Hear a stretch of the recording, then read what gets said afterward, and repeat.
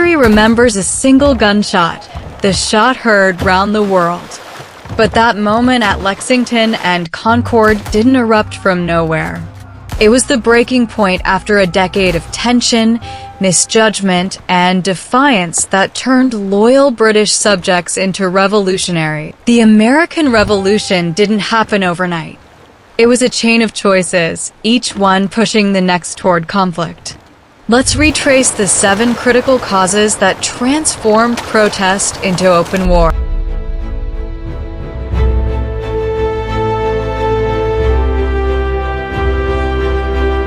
Number 7. The Proclamation of 1763.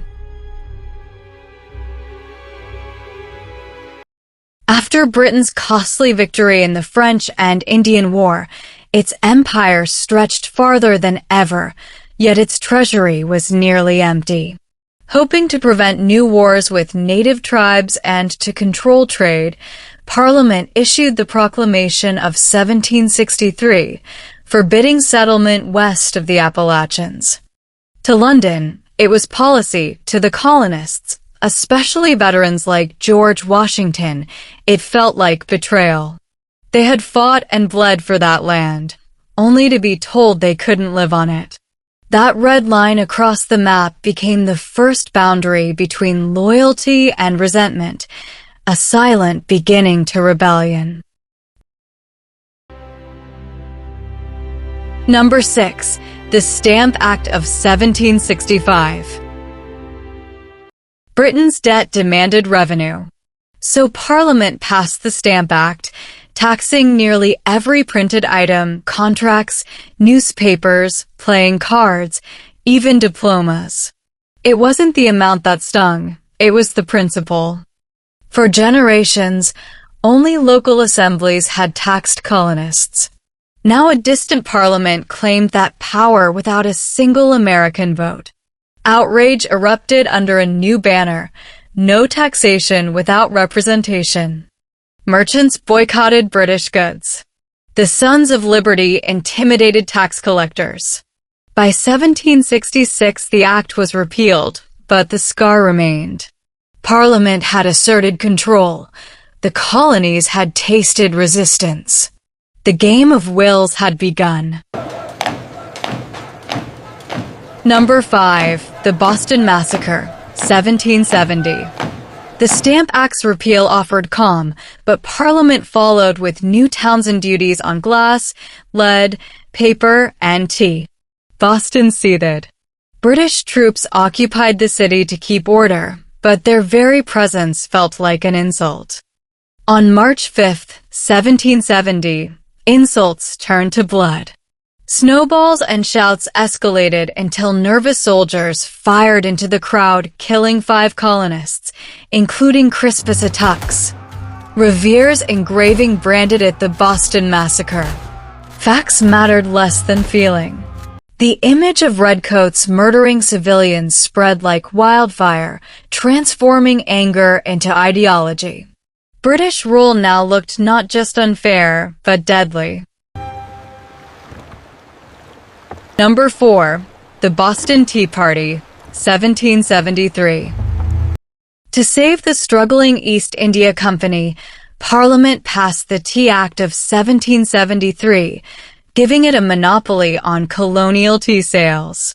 Prices dropped, but liberty was the real price. Buying that cheap tea meant accepting Parliament's right to tax.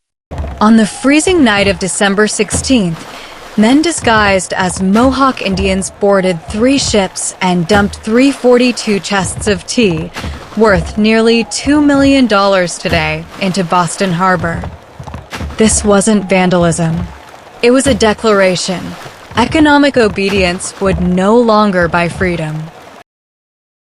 Number 3. The Intolerable Acts, 1774. Britain's response was swift and merciless. The Intolerable Acts punished Massachusetts. Boston Port closed until the tea was repaid. Local government replaced by royal rule. Officials tried in Britain. Troops quartered in private homes. These laws weren't about revenue, they were about control. London meant to isolate Boston, but instead it united the colonies.